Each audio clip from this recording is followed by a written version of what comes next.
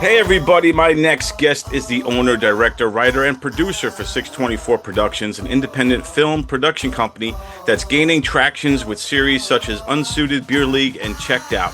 And here he is to tell us all about it, the one and only Tom Baldinger. Tom, what's up, buddy? What's going on? That was some intro, man.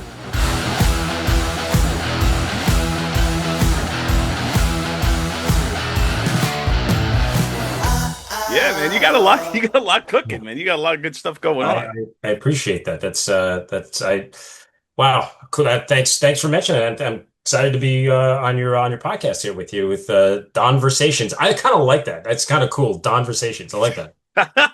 Thanks, man. Yeah, I've called it Conversations about 4 years now, and it was one of those things that just happened to me one time. I was just thinking about. It. I was like, "Yeah, it's a conversation," and Love it. I I just love went it. with it. But big things that happen. And 624 Productions. That's your son's birthday. So Yeah, so that's originally it was when I first created the production company, over God, it's been my wife's going to know how long it is. It's been over 10, maybe 12 years. It was called something else. Actually, it was called Huge Productions. When I came out of college, I called it Huge Productions. right. And because I used to say that, I used to say huge all the time. I'd be like, Tom, you want to go out tonight? I'd be like, oh, huge, let's do that. I don't know. Obviously, I dropped that, but then Yeah. I realized that Huge Productions doesn't really sound good. It sounds like you're getting into the adult film world or whatever. And I'm Irish, so it's definitely not. So I was like, all right, so I got to kill this. I got to drop this name. And I was actually my wife and I were out to dinner, and our son was, I think he was like 4 or 5 years old, maybe a little bit older, and we're trying to come up with names. And she was the one who came up with it. She was like, "How about 624 Productions?" And I was like, "You know what? It's perfect." And now we're 12, 13, 14 years later. My daughter is, my son's now 19, my daughter's 14, and she looks at me and goes, "Okay, what about me?" Yeah, where's my production company? Yeah, Oh, what are you gonna name after me? You yeah, gotta get a boat exactly, or something exactly. now, and So yeah, so it's named after my son. So that's awesome. Yeah, it's just like it's those type of things, like you said, when you put the title of the company, it matters. So going from huge, which I think Trump might have stole that from you anyway. It's gonna be huge. You're like, yeah, and then but going from that to 60, exactly, it's gonna be huge. We're gonna love it. huge. But I think it's yeah it's got I like the title. It sounds official, 624 Productions, and it also leaves you wondering if you don't know the origins of what it might mean, you know.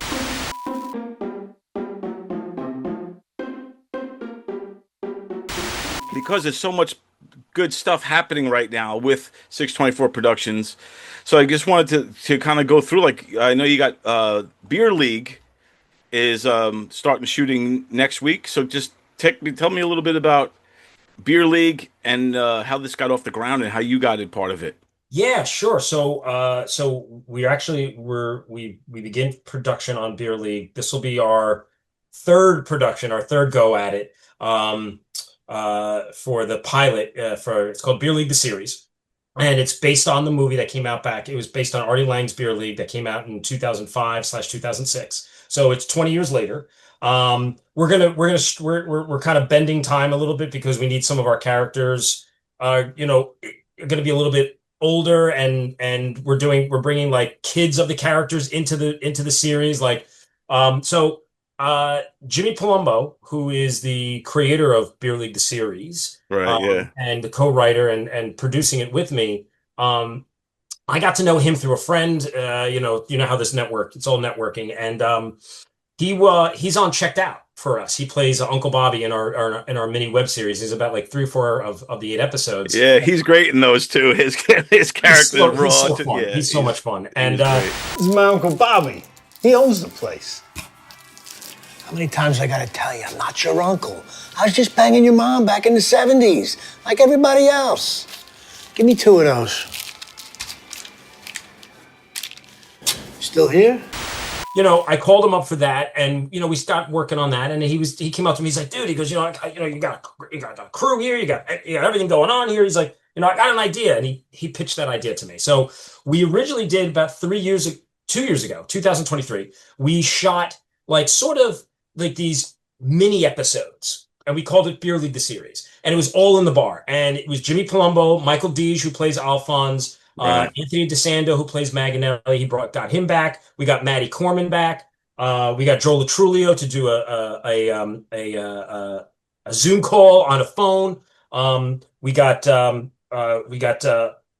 bunch of other characters that their actors are escaping me, but we shot that in a bar in New York City. We shot like 4 or 5 episodes of it, sort of a proof of concept. And we kind of put it out there and to Jimmy put it out to his fans, and people were like, oh, this is really cool. And then Jimmy and I were like, the only problem with it is it's one setting. It's just in the bar. And it's very Right. Yeah. cliche. And so we're like, all right, you know what? Let's redo this. And so we did a year ago, we shot a proof of concept pilot, about a 20-minute proof of concept pilot. And Don, I think you worked on that with Yeah, I us. helped. I jumped in Editing. for a little bit. It's a Yeah. small tinge of, but I was part of it, and it was awesome. Yeah. And so what we did was we started showing it, you're doing like private screenings with the movie itself. So like you would show the movie, Jimmy would put together these little small private events, and he would show the beer league movie, and then right after it, we would show this proof of concept. And it got speed, got people started liking it, they were talking about it, but we knew that the proof of concept we had wasn't the final product. We knew like, hey, we gotta raise the stakes on the quality of the sound and the camera, we gotta do lights, blah blah blah. And the story wasn't exactly the way we wanted it. So we went back and we started rewriting. And at that time, I was talking with David Sonkin, who is the owner of 213 TV, which is a streaming platform, a new streaming platform. It's a marketplace for independent filmmakers, and whoever's watching this, if you're an independent filmmaker, emergent filmmaker, go to watch 213 TV. It's watch213.tv. Go to that. Check out what they're doing. David is doing a really awesome job where he's taking new products. It could be a trailer, it could be a pilot, it could be a clip of a movie or whatever, putting it out there to the industry, to the buyers, and allowing the buyers to come in and watch it, and audience members if they want to sign up for it for free, to watch it. But really, it's for the buyers to come in and say, "Hey, I love that." And it's a really cool product. I feel like I'm pitching 213, but they're really doing awesome work there. So they approached me because we put Checked Out on there, Right. and he's been working on that for like 2 years. So he approached me and Jimmy and he goes, "Hey, what else do you guys have?" And Jimmy and I were like, "Well, we've got Beer League, the series." And so we signed an agreement with them where they're co-producing it with us. So it's a 624 Beer League 2 LLC 213 production. So we put all of our heads together and our monies together. And actually 213 is financing parts of it, or I should Nice. say most of it. And so that's their contribution, and they're going to put it on their channel sometime in the fall. And they're going to promote the shit out of it to see if we can. Can I curse on here? Yeah. Yeah. That's fine. Yeah. And so, they're going to promote the hell out of it, and they're going to try and get buyers in and see if people love this pilot that we're shooting, and say, hey, this is going to be really great. And so we're got our fingers crossed, and that's kind of the long answer to your question. No, no, that was awesome because that's huge, and Hey, this huge, watch, it's huge. It's huge. huge. It's this watch213.tv. So this is a cool partner for you to partner up with, because they do have kind of a funnel to buyers, because that's their whole concept of their page, right? Is so I guess I'm getting it right. Potential filmmakers or TV show makers, creators could put their stuff into like submit it to Watch 213 Yeah, TV, and then buyers would potentially review these things, and then they could pick it up that way. that's basically it. And all 213 is, and I don't mean, I'm not trying to downplay it. They are a marketplace. They are providing the content to the buyers so that because the buyers, they go to the film festivals, whatever. So now the buyers don't have to leave the comfort of their own home. They can sit on here and go, oh, look at all this content. So 213 is brand new. So they're going to be hitting the market, the marketplace and marketing probably sometime in the fall. You're going to probably see stuff on Variety. I've been talking to David about it a lot. He's going to be promoting it in the movie theaters actually itself, where like you're going to sit and watch a movie and you'll see a commercial. There's going to be a commercial now that they have commercials at movie theaters. Before, you're going to see a commercial for 213, and it's going to really kind of promote, people to kind of get excited about it. And, we're excited about it because, he's giving a home for emerging filmmakers to put their content. And it's got to be good quality. Can't be garbage, So, Right, yeah. so he's got. I was just talking to him the other day. I think he said he's got like over 5,000 titles that have come into him, and so he's got to pick and choose, right? Which ones does he want to put on 213? That's going to be a good representation of his marketplace, right? Right, yeah. Because It's a the good buyers, when problem. they come in, if the buyers are looking at and they're seeing like garbage stuff, they're not going to go to his product, right? So his Exactly. product's got to, he's like ShopRite, right? It's a marketplace, so he's got to put out the good produce. He's got to put out the good products. If you put crap products out there, people are not going to go to the store, right? Right. If you're a buyer and you're like, let's say you're a streamer of a streaming service and you're looking for content and you go on there and you see a bunch of like amateur hour stuff, you're gonna be like, all right, I'll go to the next one. But if you see Yeah. quality stuff like Unsuited, like Beer League, like Checked Out, you're gonna be like, hey, you know what? Let me keep this going. So We so haven't put Unsuited on there yet. We're actually with Unsuited. We're actually in post production right now on that.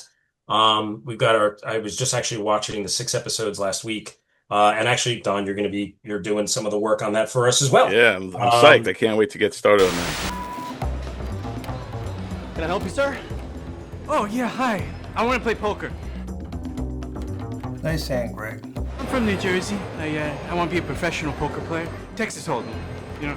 but we have checked out on 213, and Beer League will be on there in the fall. So checked out is a mini web series, and it's on there every Tuesday. So 8 episodes. We did 8 episodes. So for the next 8 weeks, each Tuesday, a new episode is gonna land there. Excuse me, gentlemen. Are you having the Carlsberg beer here? Yes, it's in the cooler.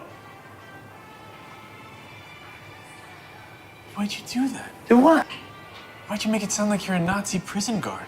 Because I was impersonating a Nazi prison guard, like The Great Escape. It's a Steve McQueen movie. Yeah, I'm aware of it. I'm asking why you did it at all. Because he seemed German. If he was Japanese, I No, would probably... stop it. You microaggression. But with Beer League, because I Yeah. know you guys are getting set to do this next thing, and I did want to say, like, Jimmy Palumbo, he's shout out to Jimmy Palumbo because for him to kind of re to get back into Beer League and recharge it and revive it and believing in it the way he Yeah. does.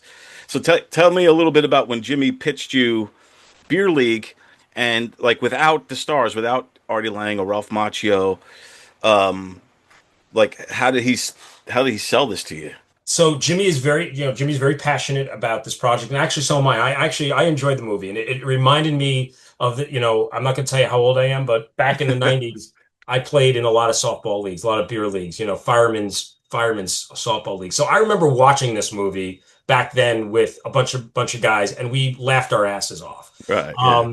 And Jimmy's character, Johnny Trino, Mr. 706, is friggin' hilarious, right? It's just funny. Like he is that guy. There's that one guy in the softball league that like keeps his batting record and takes it way too fucking seriously and all that. And watching that, many years ago, 20 years ago, I always loved that movie. I thought it was very funny. And so when Jimmy, from Checked Out, and we started talking about it, and he was really excited about this. But we wanted to be very sure that we kept the feeling of the original Beer League, where it was kind of, it was gutter language. It was, guys talking the way they talk and, dropping F-bombs and dropping, shit, fuck, blah, blah, blah, blah, blah. But then when we talked about it, I said, Jimmy, it's 20 years later. I said, all your characters are older now. You guys probably have kids. Maybe you have grandkids, whoever, right? And I said to him, I said, we agreed upon trying to mature it a little bit, right? And bringing in some of the younger characters like, Johnny Trino's kid, Maganelli's kid, and some of these younger characters that are going to come in. And they're not that the Artie Lang characters weren't educated. They were more like blue collar, Right. softball guys, didn't give a shit, blah, blah, blah. They played ball, they drank beers, whatever. And now you got this younger generation, and I'm going through with my own kids, where it's like they're Right. smarter, they're more mature, they look at the world a little bit differently.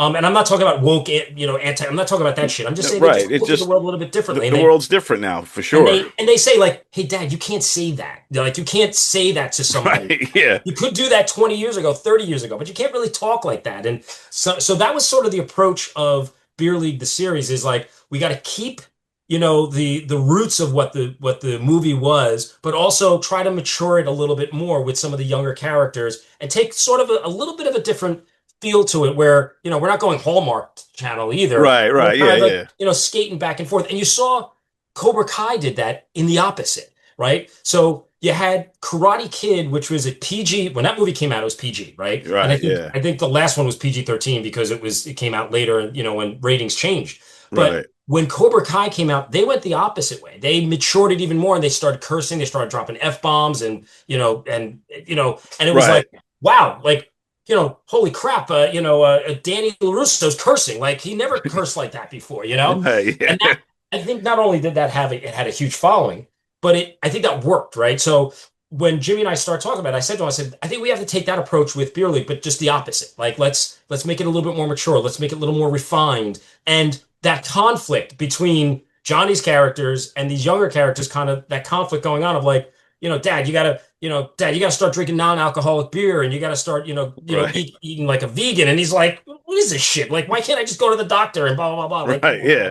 so Because I think too, I love that, by the way, and I think that's a great way to kind of bridge the gap and bridge the generations and also kind of make it relevant in today's market.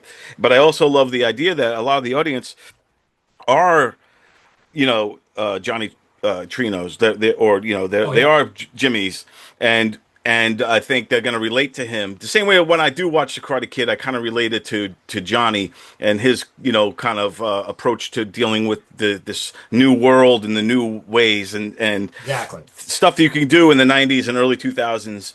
You can't do it now. Even if you look at like regular stand-up comedy like Dice Clay, Eddie Murphy, those Yeah. guys wouldn't fly today. So it's kind of like you're taking that and you're putting it like a character like that we all remember from the original Beer League, and Yeah. putting him in today's world, and you're like, oh, Yeah, exactly. Like Maganelli, right? Like Maganelli, like there's a scene in the series in the pilot where he's a little Maganelli to a woman, right? He's kind of being his old character, and he gets put, well, anyway, I won't give it away, but it's great, right? It's like his character meeting somebody younger, and it's like boom, right? It's like, okay, you can't do that, or you can't say that. And he brings his girlfriend, too, to watch. I'm playing on the team, you Guido fuck. Take it easy, sweetheart. I didn't mean nothing by it. But it's funny you talk about like the old movies and Eddie Murphy and stuff. Like one of my all-time favorite films is Blazing Saddles, right? oh yeah, Like to this day. oh dude, But now, they're I'm not sure if you've ever seen this thing. I think it's like an Instagram or whatever. It's a reel, and it shows like if you turn on like you turn on the IFC channel, whatever, they always put a blur before, like, due to graphic violence or graphic language, blah, blah, blah, blah. So there's a thing on the social media. I'm not sure if you've seen this before. It's hilarious to me.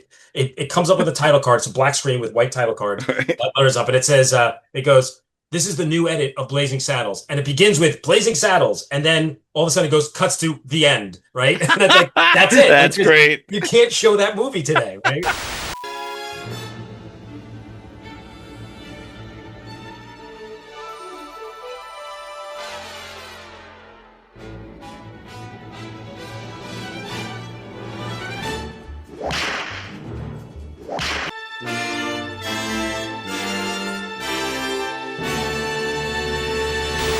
But that sort of humor to me is great, and I'm hoping that, and that's what Jimmy and I kind of try to do with this, is like we're trying to bring some of that back a little bit too. Right, yeah, kind of nudge it back into, Yeah, but you got to be careful, right? You got to, like, I talked to one of the actors, and I told him one of the jokes that we're doing, and I had to make sure he was okay with it. I was like, "Are you okay with this? Because if you're not, I don't want you to feel uncomfortable, right?" right, yeah, You didn't have to do that back then. You were like, "Hey, this is the joke, and this is what it is." And of course, this actor's like, "Dude, I don't care. I'm like, let's do it." right, yeah, But it's funny mentioned, bringing back like Artie and Ralph.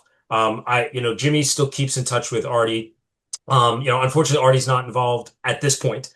right, Um, Ralph Macchio, actually, we spoke to him. Actually, Jimmy's been speaking to him about this project. And I think that there's a window potentially for future if the show does get picked up. I think he definitely has he's like I said, he's friends with Jimmy. He knows what we're trying to do. Right. Yeah. And he actually he sent a great text message to Jimmy last week. Was it last week? Yeah, I think it was like a week ago. And he said, keep going at it. Tell all the beer league guys I said hi because he knows Anthony DeSanto's back. He knows Matty Corman's back. He knows Michael Deege is back. So he's like say hello to the guys. Really excited for you, Jimmy. I know you've been pounding away. So is there an opportunity to bring Ralph back? I think there might be down the road. I mean, look, he's flying high. Why would he? He's not going to. Beer league at that time in 2006. I think he was. I'm not sure where he was in his career. Right. Right. So I think his career is launched. It's crazy now. So I think he's going to go. All right, let's see how this goes. And if there's a buyer out there, maybe Maz will show back up in episode 2. As far as Artie's concerned, Jimmy keeps in touch with him, and I don't think right now. I don't think Artie will be involved, but who knows? Maybe it gets him excited as well. What's good about both of those guys, Artie and obviously Ralph Macchio. Ralph Macchio, Long Island guy, Artie, New Jersey guy. Yeah. They're real salt of the earth guys. So I think that no matter how famous or how successful Ralph Macchio, huge success in his early career up into Karate Kid and beyond. But I feel like he would definitely kind of give back to the people that were there for him along the journey. And definitely. With Artie, I love Artie Lang. I think he's one of the funniest human beings that ever lived. Is there any updates on? Do you have any updates on his health or anything like? I don't. Unfortunately, I mean, I don't keep in touch with him. Jimmy's the person who speaks to him more frequently than I. I've never spoken to Artie myself. I know that I believe Jimmy has given him the script, and I believe Jimmy has talked to him a little bit about the project. But I think right now, I all I know is that he won't be involved at this point. Right. Well, God bless Artie if he is watching this. We're wishing him all the best and hope he gets through. Dude, I still I listen I listen to Stern a lot still. Yeah. And they'll play back in 2008 and 2007, and you hear Artie, and he's friggin' hilarious. I mean, he was so funny. He's probably one of the funniest guys. Not that guys. He isn't, and he still can be, right? Yeah. He's one of the funniest guys off the top of his head. Like in a conversation, boom, Smart. boom. Yeah. Super smart, super funny. Sports knowledge through the roof. He's just 1,000,000%. Yeah, he's just an awesome guy, and I wish him all the best. And it's a shame, it's addiction could be a MFer, man. It could mess you up bad, and I just hope he gets through it. And God bless him. I think if when we are successful with making this and it goes out on 213 in the fall later this fall, I know Jimmy's going to walk it right up to Artie and he's going to show it to him, and who knows, maybe it'll invigorate him to say, you know what, fuck, I want to get into episode 2. What's going on? Is 213? Are they going to produce more of this kind of stuff? Yeah, perfect, man. So you guys are filming it now. What's your expectation for when you see this being released and when it would be on 213 and people could check it out? Like, it'd be next year? So Jimmy always busts my balls. He's always busting my chops and going, all right, so we film it and it'll be ready in 2029. But he's always busting my balls about shit like that. But I think, look, I mean, it's a 2-day shoot. We're shooting 20 pages over 2 days. Very aggressive, but we're really excited about it. We're actually shooting in Flemington, New Jersey. So keeping it in New Jersey. I think probably if the world and the stars align, 2028. No, I'm just kidding. I'm sure Jimmy's gonna watch this and go, "Oh fuck!" No, he's like, "What?" What? No, he's gonna say, "He goes, I told you." No, I think David would like for this to come out sometime in like late October, November.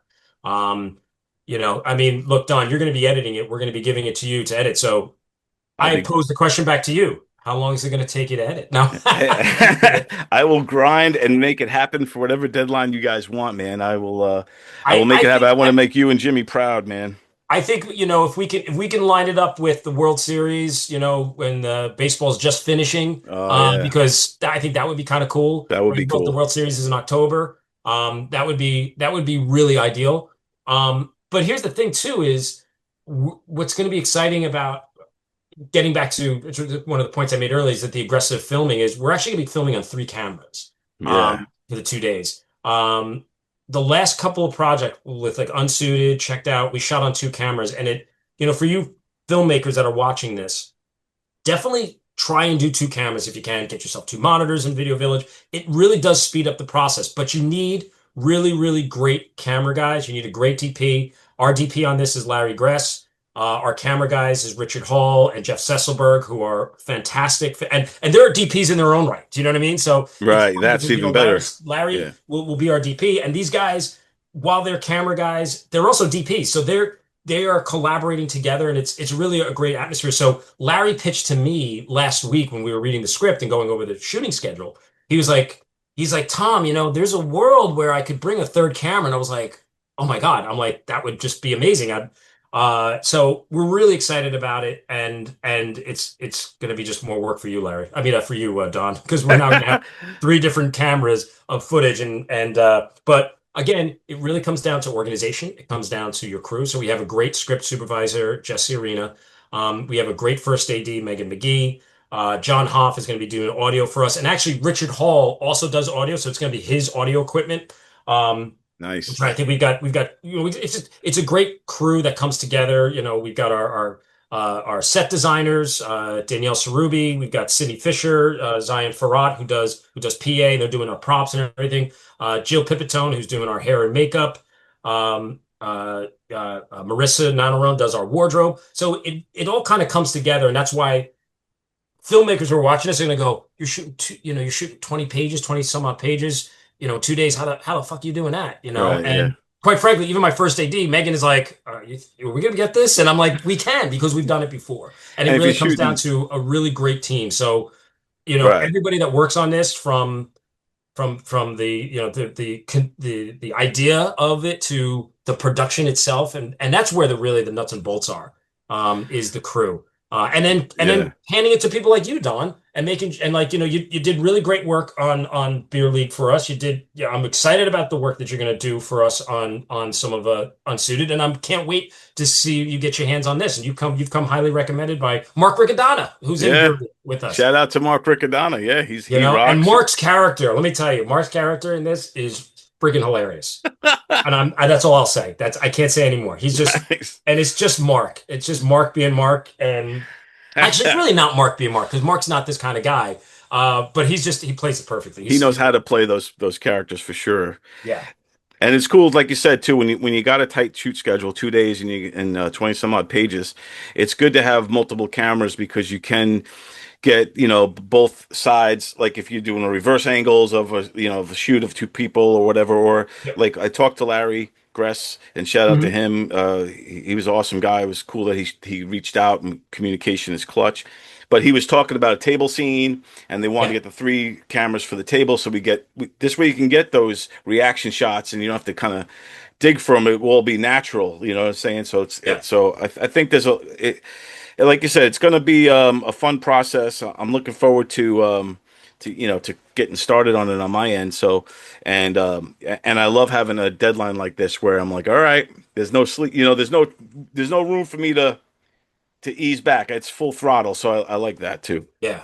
And it's funny that scene that Larry talked to you about. I mean, at one point there'll be six characters around the table, right? Whether they're sitting or standing, and they're kind of coming in and out of this scene. And so that's where the three cameras is just gonna be tremendous. And we're looking forward to it. Nice, and that should also help speed up the process when you have to 20 scenes in 2 days, and it's like your AD's gonna be like, hey, we gotta move. Well, no, for sure. No, it's like get it in the first three takes. If you don't get it, you suck. Move on. No, Right. no. And you know Fix what? it in post. Yeah, fix it in post. Well, no, that is the worst thing to ever hear on a set. Yes.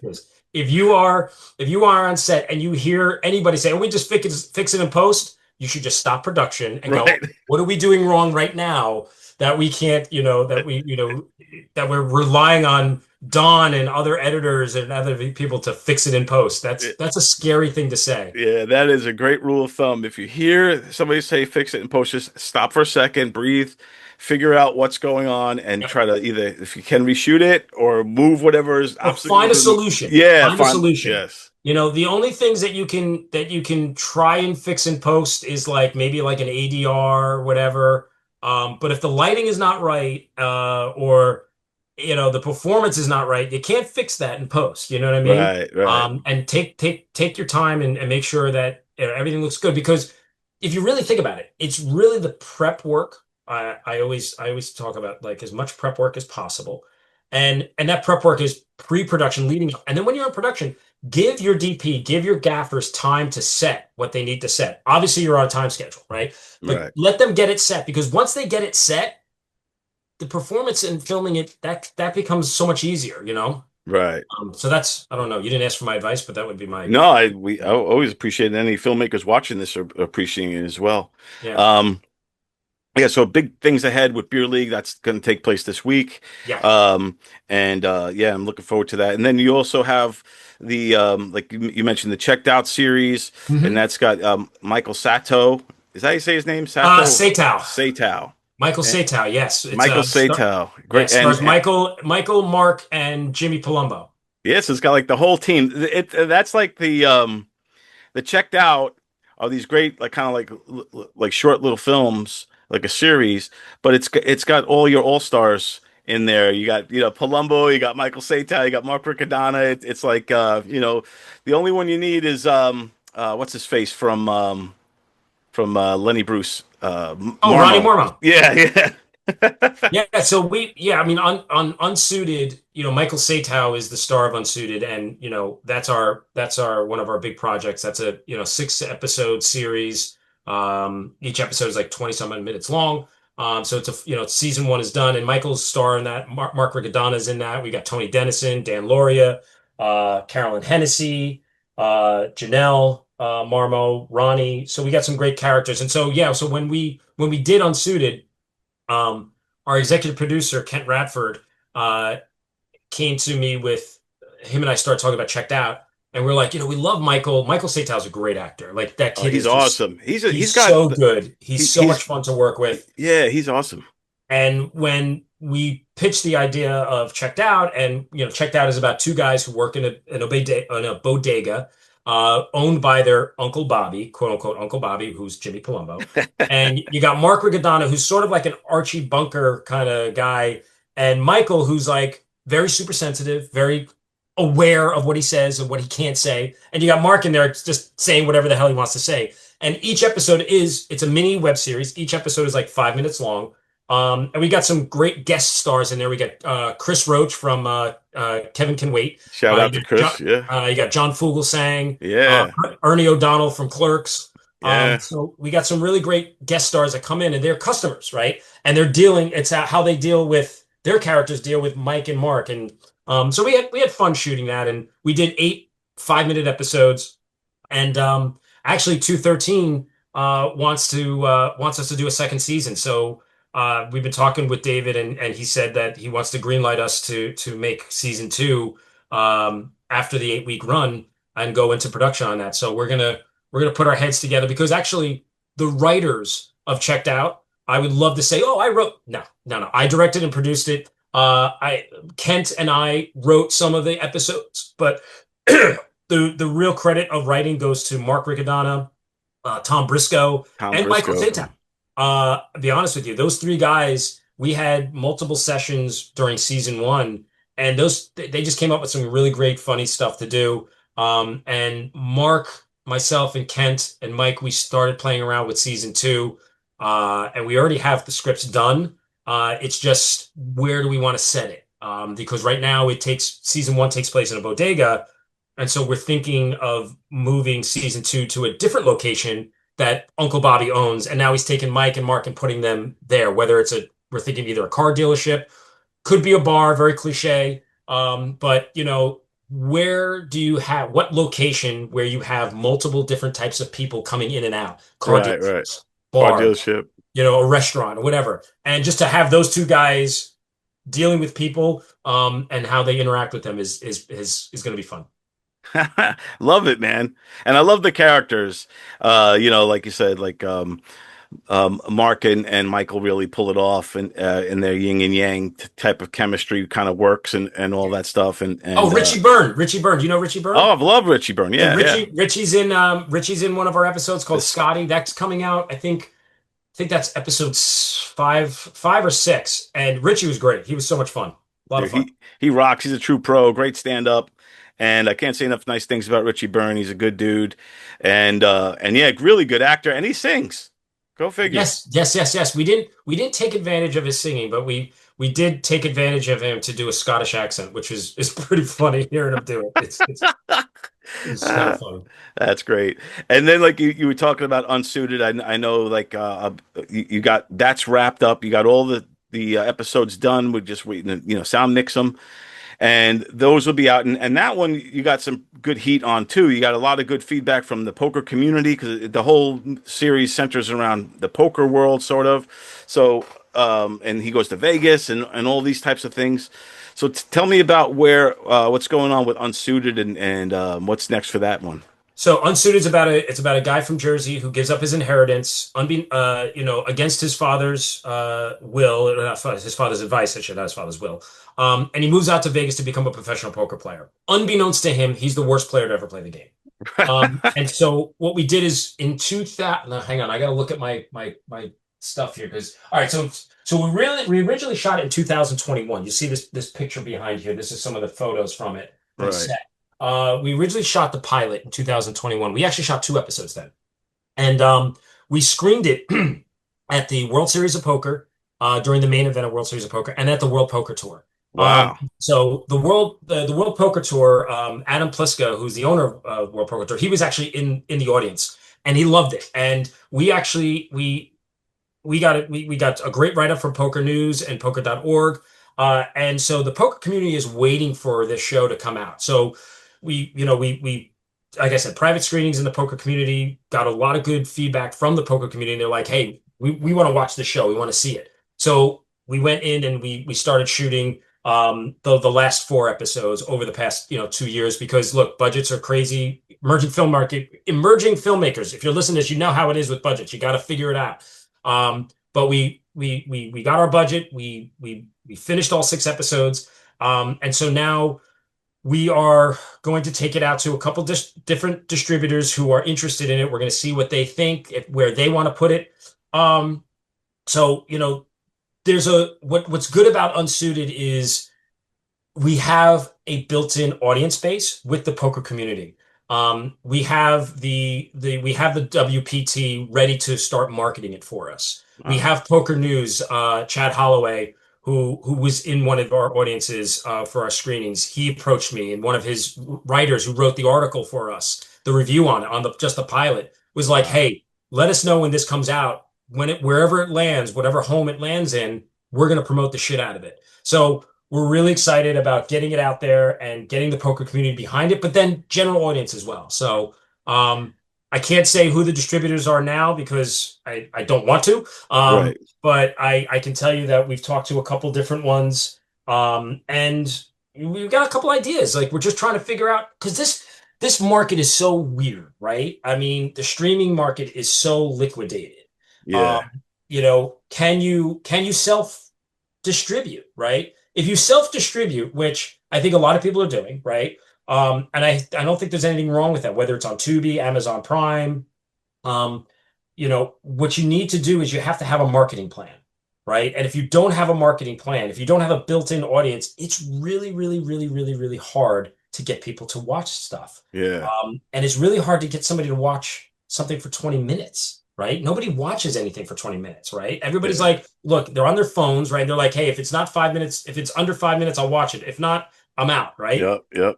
It's really hard to get the younger generation. I sound like an old man. No, it's true though, because you've been around to see the change over of how audiences digest content, and yeah, a lot of kids they'll look at how long it is before they even press play. They'll look at it's 5 minutes, all right, maybe or something like that. So it is tough to get the audience. I mean, I find myself even now, like sometimes somebody will send me and I'm like, all right, do I have 20 minutes? And it's like, yeah, you do. Like, just sit down and watch the friggin' thing, right? Yeah. And so it's, So with Unsuited, we're really excited. You know, we have a distributor that's really pumped about it. Actually, you know, pr proposed for us to do a movie of Unsuited, and we were like, no, no, no, we want to keep it as a TV series. And we're excited about, pitching, bringing it back to them and seeing where they think they can take it out. We have a rep out in California that has some contacts who he's going to be talking to see where we could take it out. So it's really where it lands is not the biggest hurdle, right? The biggest hurdle is that poker community, poker news, WPT, they're going to, they will be pushing it, obviously, but will their subscribers go to watch it? Do you know what I mean? Right. And that's the challenge. You could have, and yes, I mean, yeah, would it help to have Tom Cruise starring it? Of course. But we've got a fabulous cast, and Yeah. that has their own followings, and they got great people who are great actors, and we're really really excited about it. So I'm keeping my fingers crossed. I feel like I know we made a good product. And Don, when you see it, when you're mixing the sound for us, you're gonna see the product is good. It's going to come down to getting it in front of the right people in their faces and making sure that they see it appropriately. Right on. Yeah, I can't wait, man. And also how, like you talk about with Unsuited, you have like a niche marketplace, like you have the poker world behind it. How Sure. important is that, would you say, for filmmakers or just in general to have kind of a niche market that you're playing for? Like how important does that come into play that you're appealing to a group that's behind you like that, like some. I think it's very important, right? So like take for example beer league, right? So beer league is sort of there's a for the lack of a better term, there is a cult following, right? There is a lot of guys, especially in the Jersey on the East Coast, West Coast probably not, down south maybe, but mostly on the East Coast, there's people who know the movie, they know Artie and stuff like that. So I think having that something to tap into is definitely appropriate, and you need to know where you can market your product to. Look, I've got about three different ideas for scripts that I'm like sitting on, that in fact I'm in the midst of writing one now. I'm trying to write a family oriented, because some of my stuff it has a lot of curses and stuff like that my 14-year-old daughter can't watch and her friends can't watch. So my wife and I talked about it, and I said, I'm going to write something that's more family oriented. And it's has to do with parenting and softball and girls softball, right? So I'm trying to figure out, okay, that's my audience, but I gotta be honest with you, I don't know if I'm gonna make it, because it might be a great script. I'm gonna sit and go, oh man, I got this wonderful, amazing story I want to tell. Well, who's gonna watch it, right? Right. And I think filmmakers have to be humble and honest with themselves and say, okay, this is a great story, but is this a story compelling enough that people are gonna want to watch, right? Right. Um, Everybody has a story to tell, and trust me, I would love to be sitting here saying like I've got a $20 million budget, so I'm just going to start pumping out products. But I could pump up products and nobody's going to watch it. So I got to be sure of what I'm picking and what I'm working on, to be sure. So yeah, I think it's very important to, if you're going to create something, make sure who you're marketing it to, who your audience is, and then Right. pound that audience, right? Pound that as much as you can with social media, get into whatever, working groups whatever it is, whatever industry that is, or whatever the topic's about. Find working groups that are part of that. Go onto LinkedIn, go onto Instagram. I mean, LinkedIn is a great, it's got all these different working groups. Facebook has it. So, hit them up and be like, hey, I just wrote a movie about, making pool covers. And you know what? And I'm going to hit every working group that talks about pool covers and pool companies and stuff like that. Right. Like, yeah, you gotta let the market that you're angling towards, let them know that you exist and that this is happening, and let them get behind it and rally behind it, like kind of like what you're doing. Yeah, and that could be your success, right? I mean, if my hope is that the poker community gets so excited about watching Unsuited that if we were to self-distribute it, if we were to say, you know what, screw it, we're just going to put it on Amazon Prime and we're gonna market this through the poker community and see what it does.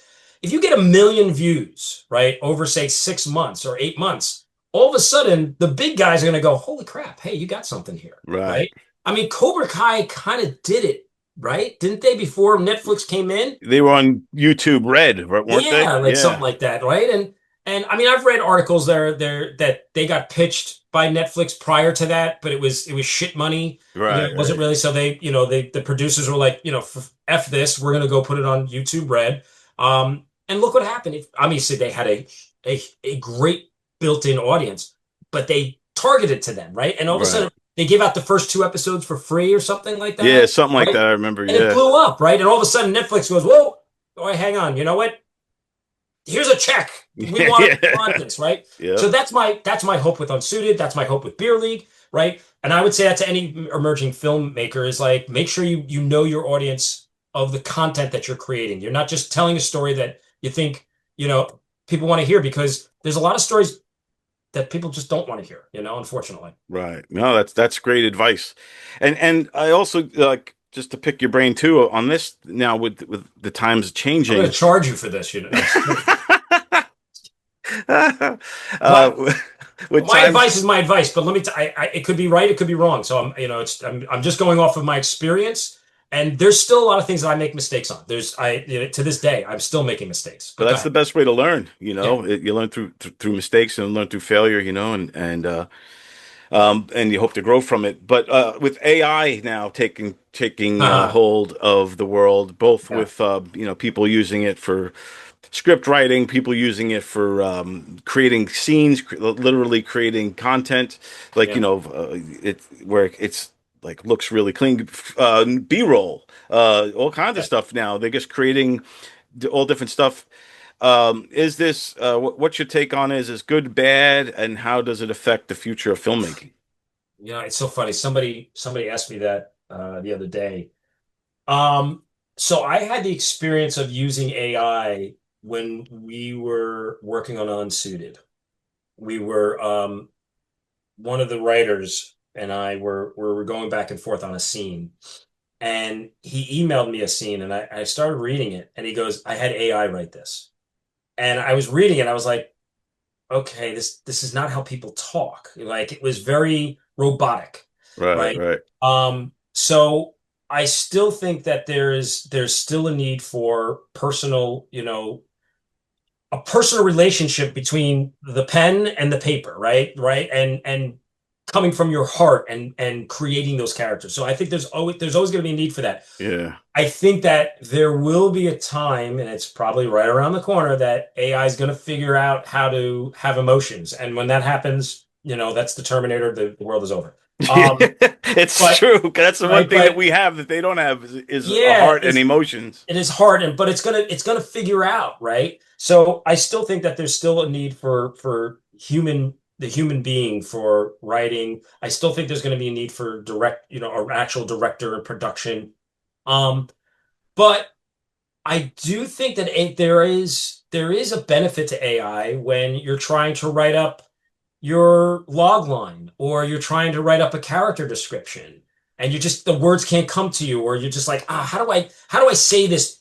You know, I'm saying it A, but I need to say it in the B way. And Right, that's where AI can really, Chat GPT. I've used it. right.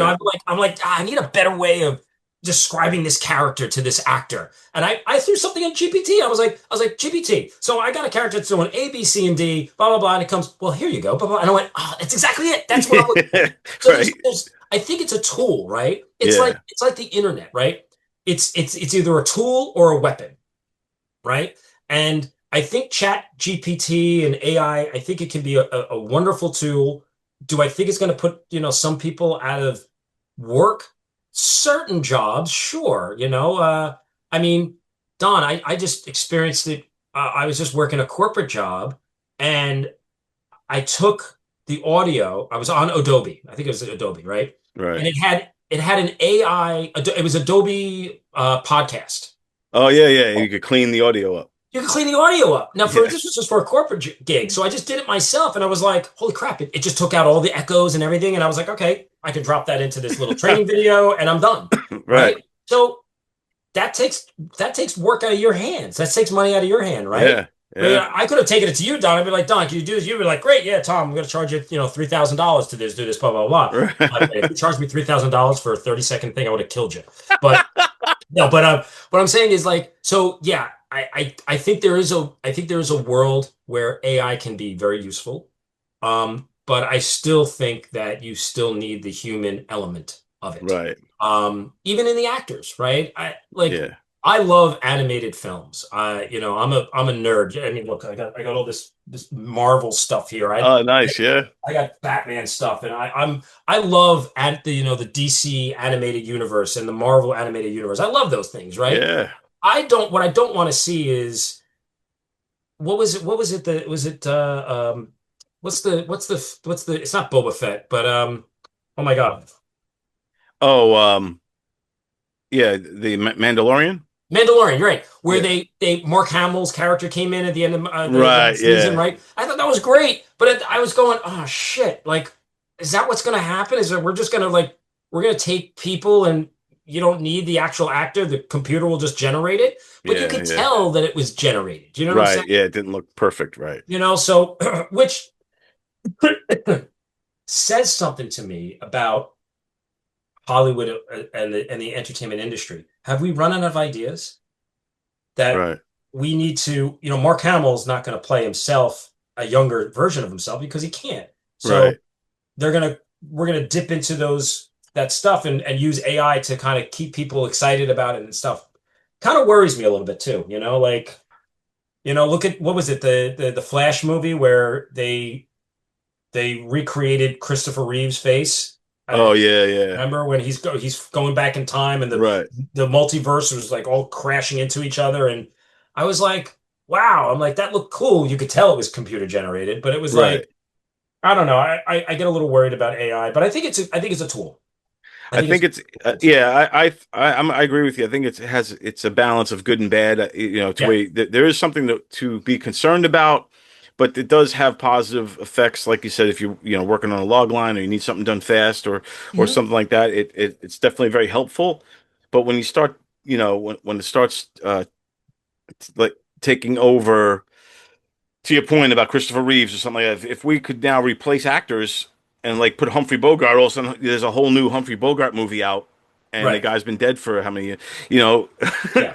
So it takes It's a little scary, right? It's a little yeah, scary, but I do think it's to your point. I think it's a good tool to utilize. And the weapon piece of it is that it starts taking away the creativity. It starts taking away the human element. And you know, it takes away the heart, right? and like you said, you could tell the difference if from an AI written script or written Oh, scene versus a human written scene, because there's the it factor that's missing, and hmm it's the heart, and Yeah. it's the real emotions, and you could read it. You could, like, you don't know how, but it's there and not there somehow. Let me tell you something. It was impressive. I was like, wow, look at this. We couldn't figure out a scene, and the writer goes, well, I just threw it in GPT, and this is what they came back with. And I was like, all right, that's kind of cool. But we didn't use it because I was like, this is not where, okay, people don't talk like this. It was almost like George Lucas wrote it. No, I'm just kidding. Right. That was good. Nice, nice. No, no, this is awesome, man. Tom, I appreciate you taking the time to be on the show, and Yeah, of course. so just tell everybody where they could find you, follow you, see some of these films if they're out, and how they could get in touch. Yeah, so I'm on I don't even know what my Instagram handle is. I'm on Instagram. If you look up 624 Productions on Instagram, you can find me there. I'm on Facebook. I am on TikTok, although I don't use TikTok. I probably should. But you can see checked out our mini web series on watch213.tv.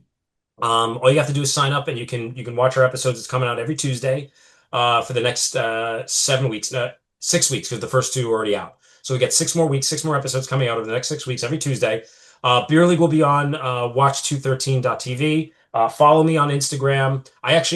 Mark Riccadon and I had a podcast that's on YouTube. We have a YouTube channel. Our website is down. We're going to be redoing it. It should be coming out sometime in mid-September. So yeah, I mean, just follow us on Instagram, follow us on Facebook, follow us on TikTok. Go to Watch 213 TV. You can watch Checked Out. You'll see Beer League there, and Unsuited will be coming out. I'm hoping I never answered that question for you. What my goal is, maybe the end of 25, top of 26. That's my hope, and that's. Very cool. Exciting times for 624 Productions. Exciting time for Tom Baldinger. Thanks, man. Tom, I appreciate you. Thanks so much, everybody. I Checking appreciate out. you having me out. This is cool. This is a lot of fun. Yes, indeed, man. It was a blast. Tom Baldinger, everybody.